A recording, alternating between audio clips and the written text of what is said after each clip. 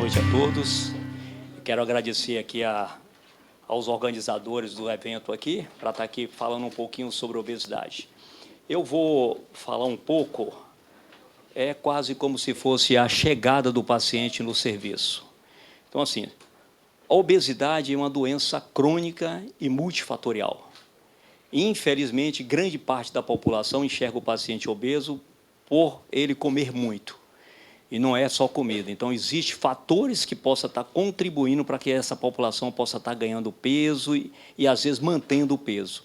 Quais são os fatores que possam contribuir para o paciente estar ganhando peso? Existe o fator genético. 80% da população de pacientes obesos tem parentes obesos. Situações, pai e mãe obesos, 90% dos filhos vão ser obesos. Se você tem um só, 50%. Pai e mãe magro, 10% dos filhos podem desenvolver obesidade. Então, o fator genético ele é muito marcante dentro da doença obesidade. O alimento é um outro fator. Você pode se deparar com um paciente que ele é glutão, ele come grandes volumes. Você tem pacientes que são beliscadores. Tem pacientes que derivam os hábitos alimentares para coisas doces. E tem paciente que faz isso tudo ao mesmo tempo. Ele come grandes volumes, ele belisca, ele gosta muito de doce. Essa distribuição do alimento durante o dia, às vezes, completamente errado. Então, você tem pacientes que saem cedo para trabalhar, não toma café da manhã.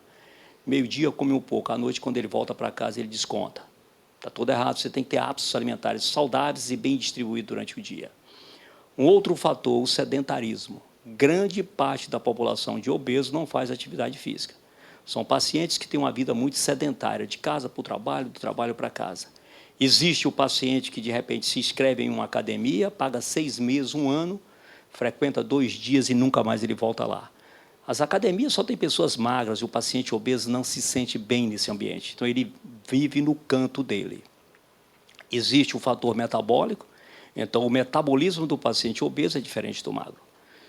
Se você for pesar um paciente, orientar ele uma dieta de 1.000 calorias. Qual é o padrão calórico do ser humano? 2.450 calorias. Se você for orientar ele uma dieta de 1.000 calorias, e aí às vezes eu falo, eu vou fazer uma dieta de 3.000 calorias, e daqui a 30 dias nos pesamos. Ele sobe na balança, ganhou 1,5 kg, 2. Eu subo, não ganhei 1 grama. Não é comida. Você pode conhecer pessoas que comem grandes volumes e não engordam. E pessoas que estão comendo pouco, estão engordando devido a esses fatores que estão presentes. Existe o fator, do advento da tecnologia. Então, tudo que é tecnológico está contribuindo para a população ganhar peso. Existe o fator trauma. Tem pacientes que, depois que teve um trauma na vida, ele desencadeia a obesidade. Tipo de trauma, de repente, morte súbita de alguém da família. Separações, a perda de um emprego. Então, são situações que acontecem no dia a dia dos pacientes que, de repente, esses pacientes começam a reganhar peso e ganhar peso em quantidades grandes. Em relação à morte e separações, eu tenho uma quantidade relativamente expressiva de pacientes no serviço. Eu tenho uma paciente que marcou muito. Tinha 65 quilos, foi submetida a um sequestro e, depois de 1 ano e meio, essa paciente chegou a 135 quilos.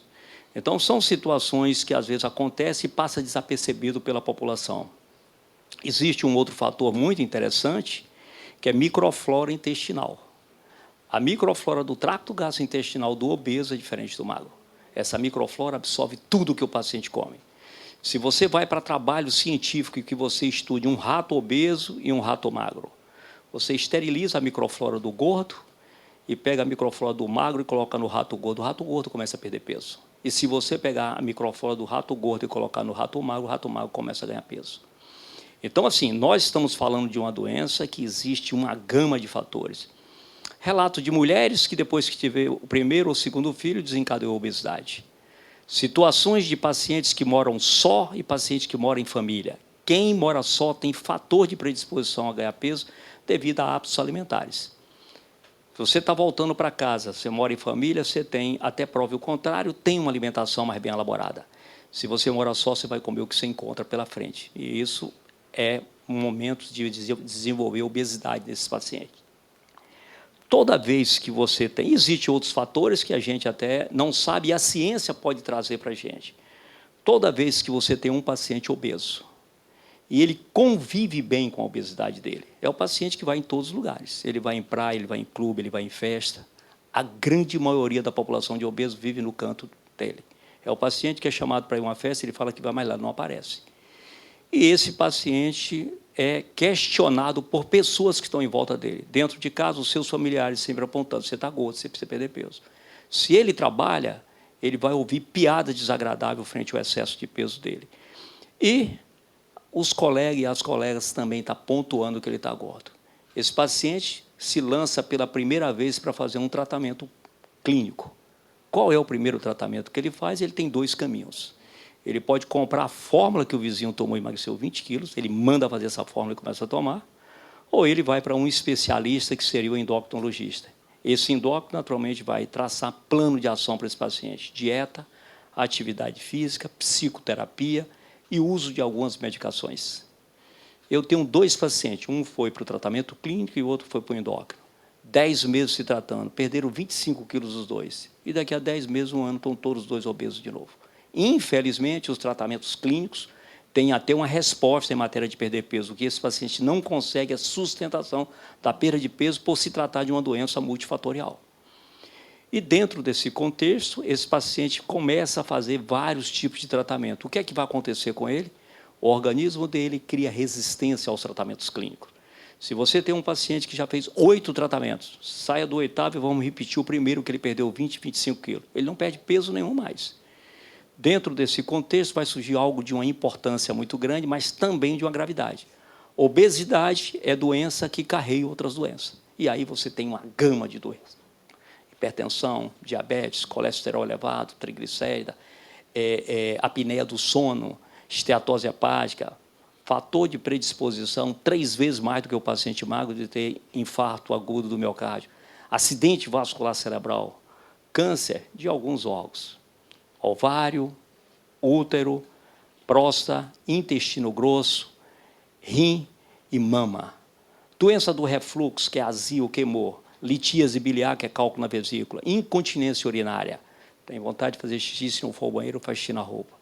E infertilidade. 50% das mulheres obesas na idade fértil, elas são inférteis. E as que conseguem engravidar obesa têm uma gravidez de alto risco. Então, assim, nós estamos frente a uma doença que carrega essa grande quantidade de doença. E o que é que acontece com esses pacientes? Infelizmente, eles morrem precocemente. Existem alguns estudos mostrando que 70% da população de obeso está morrendo entre 40 a 55 anos. E você tem 30% de uma população que consegue avançar um pouco mais, mas não vai muito longe. Eu, às vezes, pergunto aos meus pacientes, e eu vou fazer a pergunta a vocês também. Quem de vocês aqui conhece 10 pacientes obesos de 80 anos? O Brasil morre por ano 168 mil pacientes secundários à doença obesidade. E, infelizmente, existe uma desinformação na população. Eu não digo não só na população, mas na classe da área de saúde. Então, são pessoas que, de repente, se deparam com um paciente obeso que está com um problema ortopédico e ele vira e fala: acho melhor você fechar a boca, porque você tem que perder peso para que você possa melhorar dessa dor que você está tendo na articulação. Requer a necessidade de uma consciência da população frente à doença obesidade. É um paciente de uma complexidade ao extremo, requer necessidade de grupos de linha de cuidado nessa população. Todo um grupo de nutricionista, de psicólogo, de fisioterapeuta, de fonoaudiólogo, educador físico, psiquiatra, endocrinologista, cardiologista. A complexidade desse paciente é muito grande. E existem coisas interessantes, que aí a gente vai falar um pouco sobre os tipos de cirurgias que naturalmente nós realizamos. Então, assim, eu já trabalho com obesidade há mais de 24 anos, tenho mais de 14 mil pacientes operados. Dentro da minha população, eu tenho aí quase 10 a 15% que reganhou tudo que perdeu. É o paciente que chega ao consultório dizendo o seguinte: tem 6 anos que o senhor me operou, eu tinha perdido 45 quilos, já ganhei os 45 quilos e mais 5, a sua cirurgia não deu certo. Eu quero que me opere de novo. E, às vezes, eu brinco com ele: só se operar a sua cabeça. Você pergunta, está fazendo atividade física? Não faço, que o meu trabalho não me dá condições. Comer, tem um beliscado um pouco mais. E beber? Eu bebo um pouco no fim de semana. A esposa fala comigo: doutor, está bebendo um engradado de cerveja no fim de semana. Não adianta esse paciente voltar a ganhar peso. Os fatores que contribuíram para ele ser obeso continuam nele. Então, esses pacientes têm que ter mudanças de hábitos de vida. requer a necessidade de acolhimento desses pacientes, familiares e todo um grupo que está em volta desse paciente. É um paciente que tem doença para toda a área da medicina. Todos têm algo a contribuir dentro da população de obesos. É endócrino, está com diabetes, é hipertensão, está com cardiologista, é patologista, esteatose hepática, apneia do sono, pneu, é ortopedista, infertilidade. Então, assim, todos os profissionais atuam. E o grande problema todo é que, quando nós operamos esses pacientes, com o passar do tempo, eles desaparecem. São pacientes que o primeiro ano, eu digo, que está em lua de mel, está perdendo peso, está comprando roupa, está fazendo isso, está fazendo aquilo. Depois de um ano, somem. E, quando volta, sempre com algum problema. Aí, vocês que trabalham dentro de uma clínica dessa, que assim, eu me surpreendi com a clínica, a estrutura de vocês é fantástica, aonde deve estar recebendo o paciente com algumas compulsões. Compulsão para o álcool, compulsão para compra, compulsão para atividade física, compulsão para sexo. Então, assim, várias compulsões esses pacientes têm. E o grande impasse disso tudo é que, quando o paciente desenvolve uma compulsão, por exemplo, para álcool, e que, às vezes, a família me pontua, e ele chega no consultório, eu solicito exames, e depois eu pergunto ele, e aí, como é que está? Está tendo álcool? Está bebendo? Como é que está a sua vida? Socialmente. Nunca fala que está tomando todas. São pacientes que omitem mesmo. Então, são pacientes que, de repente, derivam para compulsões para droga, e isso em grande quantidade, e requer uma necessidade de que a gente possa estar trabalhando junto de uma forma com muito critério para saber como vamos conduzir essa população. É uma população que morre precoce, não tem para muito. O grande problema todo é que as pessoas não têm essa informação. Exemplo, seu vizinho morreu de um infarto. Você pergunta, de que foi problema cardíaco? Ninguém nunca fala. Era obeso e a obesidade fez com que ele infartasse. Quando se pensa em cirurgia, você pergunta, saia do meu consultório, procure 10 pessoas que estão em volta de vocês, amigos e parentes. Fala que você está pensando em fazer uma cirurgia para perder peso. Dos 10, 8 ou 9 são contra a cirurgia. Por quê? Porque o meu vizinho tem um primo que fez a cirurgia e complicou. Então, o relato é sempre a complicação. Você não pode transferir o que aconteceu com o outro paciente para você. Eu pergunto, seu vizinho morreu de câncer, você vai morrer de câncer? Não. Seu vizinho morreu de um infarto, vai morrer de infarto? Não. Então, requer uma necessidade de linha de cuidado. Uma avaliação com muito detalhe em todas as instâncias, na parte cardiológica, respiratória, hepática, renal, avaliação com um grupo multidisciplinar. Acho que, a cada dia que passa, a gente tem que estar inserindo outros profissionais dentro do contexto. Câncer, grande quantidade de pacientes que desenvolvem câncer. Precisamos fazer rastreamento para saber aonde é que esse paciente tem um câncer, para você, naturalmente, intervir nele precocemente. É um paciente de custo alto para as operadoras, para o Estado. Infartou, vai para uma unidade, 250, 300 mil. Teve um câncer, operado, vai para a quimioterapia. Uma sessão de quimioterapia é 50 mil, 6 sessões são 300 mil. É o paciente que se afasta, vai para uma prótese de joelho, de quadril, custo alto. Então, é um paciente de custo muito alto. E não é uma doença dos mais favorecidos, é dos menos favorecidos também. Algo aconteceu na nossa cidade que eu já venho lutando há muito tempo, de montar um centro de obesidade para que a gente possa operar os pacientes carentes. E, esse mês, começamos a operar os primeiros pacientes dentro de Salvador, no Hospital Metropolitano, onde nós estamos montando um centro de obesidade atrelado ao CEDEBA, onde existe uma estrutura montada dentro do CEDEBA, com a doutora Tereza, a doutora Rene, que outros profissionais aqui, tem uma profissional que é de lá também. Então, assim, a gente vem fazendo essa parceria para que a gente possa estar andando aí, fazendo algo para uma população que vem morrendo precocemente. Deixe passar algumas coisas aqui para que vocês possam...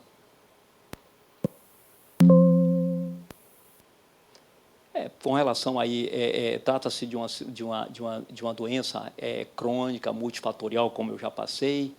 Como é que está a incidência, por exemplo, de obesidade no nosso país? Então, nós temos uma situação que 34,63 é paciente de peso dentro de um peso normal. Quando você vai pensar em sobrepeso, você já tem uma população, eu não sei se eu troquei aqui um pouco.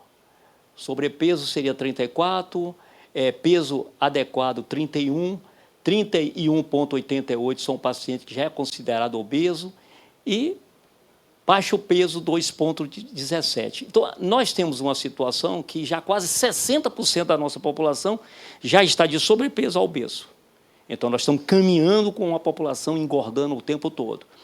E outra coisa interessante é que, dentro dessa população que já tem obesidade, você já tem pacientes, por exemplo, com uma obesidade leve, a obesidade já moderada e o paciente com obesidade mórbida.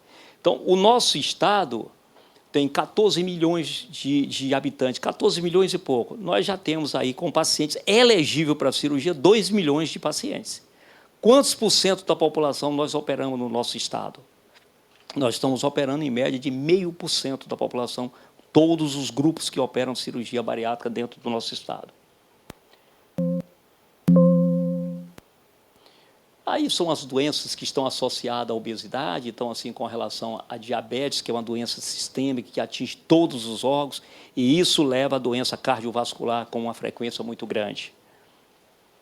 Aqui é uma relação da obesidade com todos os tipos de doenças e profissionais que poderiam estar dentro desse contexto aí, atuando nesses pacientes.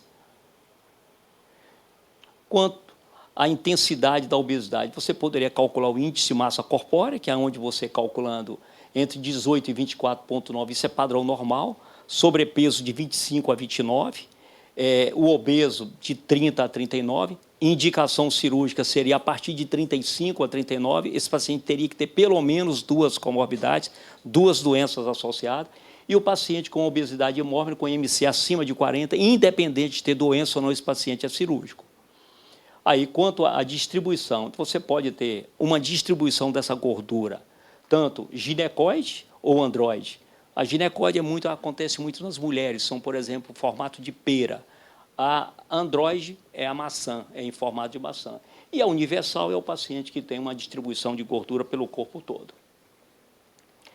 As técnicas cirúrgicas, você pode se deparar com uma situação que toda vez que nós vamos operar um paciente, nós vamos atuar no tracto gastrointestinal, ou atuamos no estômago e intestino. Quando nós atuamos no estômago e no intestino, nós vamos ter uma cirurgia mista. Quando eu atuo só no estômago, eu tenho uma cirurgia meramente restritiva, que no caso das restritivas, nós temos a gastrectomia vertical, que é o sleeve gastrectomia, e a banda gástrica. E, com relação à cirurgia mista, nós temos todos esses tipos de técnicas aí que nós realizamos dentro do serviço. Tem algumas cirurgias que nós passamos já a não realizar, porque são cirurgias que têm um componente muito mais desabsortivo do que restritivo. Então, esses pacientes passam a evoluir com uma desnutrição muito grave. Aqui é a abordagem a nível do abdômen. Tanto você pode ter uma abordagem pela videolaparoscopia, e como pode ser pela via convencional. Dentro da nossa população de 14 mil e poucos pacientes operados, operamos mais ou menos uns 40 e poucos pacientes pela via convencional. Eram pacientes na fase inicial do nosso início, começando a cirurgia bariátrica, onde que o paciente chegava no hospital, passava internado 5, 6, 8 dias. Paciente que teria que pegar PAM, pegar catéter central, sonda vesical, ia todos para a UTI.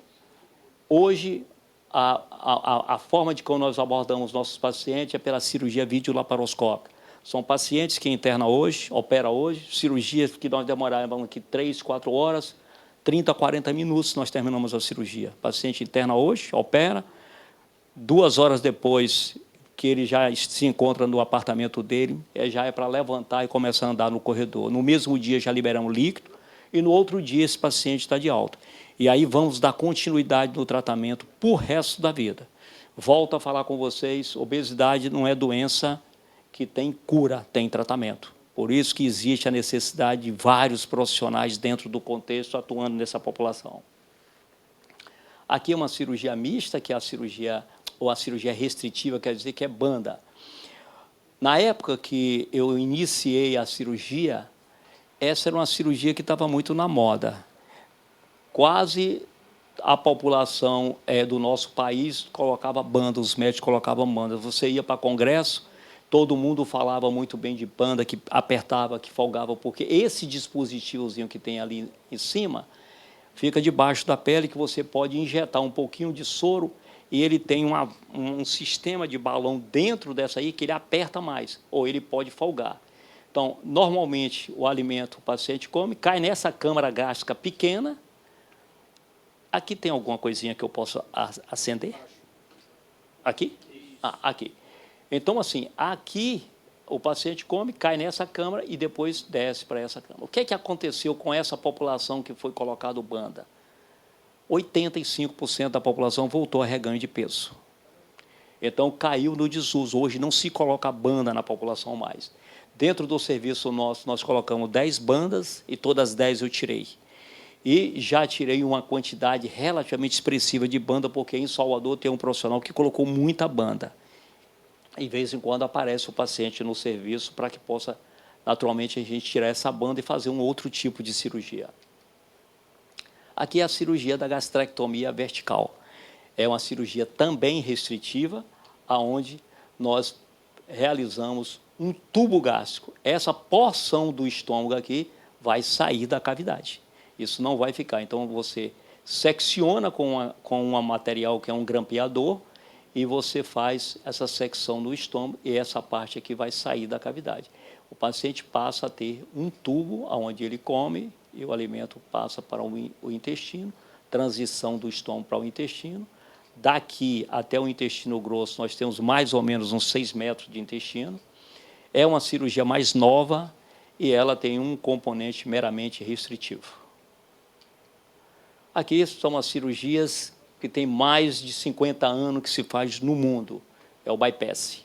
É a cirurgia com Ipsos de Roux. Ela tem uma diferença para essa, que essa aqui nós colocamos um anel. Era como se fosse um contentor. Na época que nós começamos a operar, eu coloquei 2.000 pacientes, eu coloquei anel. Atualmente, eu faço essa cirurgia sem anel, porque a evolução da população que coloca anel e a população que não coloca anel tem a mesma evolução em matéria de perda de peso. Essa cirurgia com anel, ele às vezes pode acontecer uma coisa interessante, ele pode corroer a porção do estômago e cair dentro do estômago. Aí é retirado por via endoscópica. Ele pode deslizar, então ele sai dessa posição e fica numa posição transversa, toda vez que o paciente come, ele vomita. Então, são pacientes que, de repente, têm uma evolução de estar vomitando. Ele chega no consultório com a história, tudo que eu como, eu estou vomitando. Então, você tem que fazer uma videolaparoscopia para tirar esse anel. Você tira, você resolve o problema do paciente. Então, essa é a cirurgia chamada Fábio Capella, que esse Fábio Capella é um profissional, um cirurgião americano que inventou colocar essa banda. Esse anel aqui, às vezes as pessoas colocavam até uma bandazinha. Aqui nós temos cirurgias mista, mas com componente desabsortivo. Aqui é a cirurgia de Scopinaro, é uma cirurgia que você retira essa parte do estômago e deixa um reservatório gástrico de um tamanho relativamente grande. O paciente tem uma capacidade de ter uma ingesta aí de mais ou menos aí 300, 350, 400 ml. Nas anteriores, eu posso até voltar, isso aqui são reservatórios de 50 até 100. Essa aqui é um reservatório maior. Então, essa cirurgia é chamada de Scopinaro, que tem um componente desabsortivo. Se vocês forem ver, essa porção do estômago sai, você fecha o intestino, o intestino grosso está aqui. Você vai medir um metro e você secciona e leva essa alça lá para cima. E esta alça aqui você desemboca a 50 centímetros até 70. Então, esse paciente só tem isso aqui para absorver. Toda vez que você tem essa alça aqui, ela serve para o alimento progredir, mas o nosso organismo não absorve. Nosso organismo só vai absorver quando encontra a secreção pancreática e a biliar que está aqui desembocando aqui. Então, a secreção biliopancreática passa por aqui. Quando encontra com o alimento, nós temos uma porção relativamente muito pequena para absorver. Então, esses pacientes perdem muito peso. O que eles não conseguem, de repente, é ter uma situação de qualidade de vida. São pacientes que, às vezes, têm um odor meio fétido a nível de pele, A parte de fezes, por exemplo, de odor bastante fezes, a população da casa não consegue conviver muito bem com esse paciente. Essa aqui é uma cirurgia, também com componente mais desabsortivo do que restritivo. Então, é a cirurgia chamada suíte duodenal. Você secciona também o duodeno, fechando aqui, a bílio pancreática está aqui, o pâncreas está aqui assim, e a secreção biliar está desembocando aqui.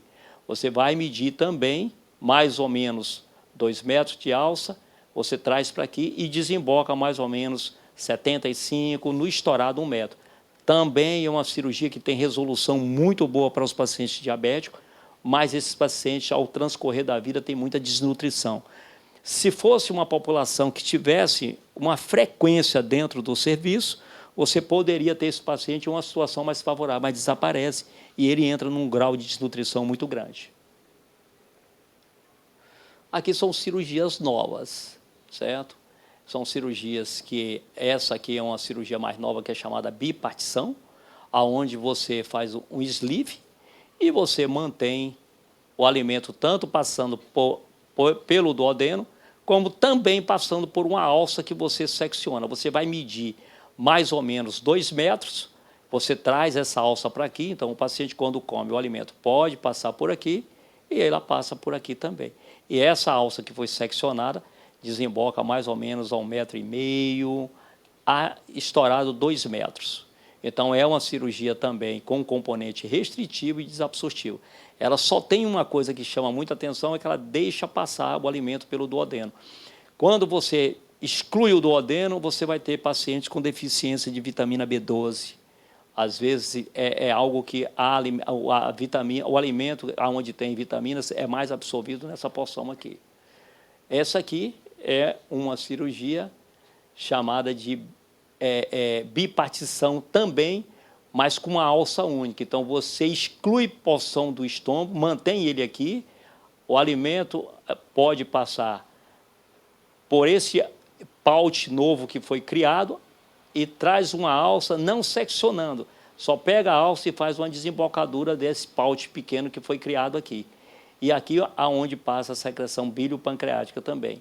São cirurgias que, no momento, a gente ainda não tem uma casuística expressiva para dizer se tem uma boa resposta para o paciente.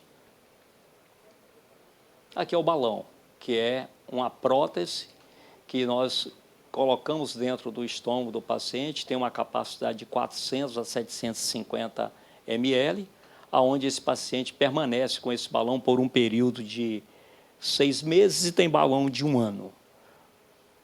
A indicação, às vezes, ela pode ser cosmética ou ela pode também ter uma indicação nos pacientes grave. Eu tenho um paciente cardiopata grave, insuficiência respiratória. Eu coloco o balão, ele perde o peso, melhora clinicamente, tiro o balão e opero esse paciente. Ou aquela paciente que está pensando em casar daqui a 10 meses para enganar o público, bota um balão, perde peso e vai para o casamento, depois volta a engordar tudo de novo. Aqui é a parte acadêmica do nosso serviço, que nós temos um centro de ensino dentro do serviço, onde existe a parte de monografia, existe alguns artigos, existe teste de doutorado, e que Carla Adalto, que é uma endocrinologista, é responsável pelo esse serviço lá dentro do nosso serviço. Agradeço a vocês e qualquer pergunta que queiram fazer, estou à disposição de vocês.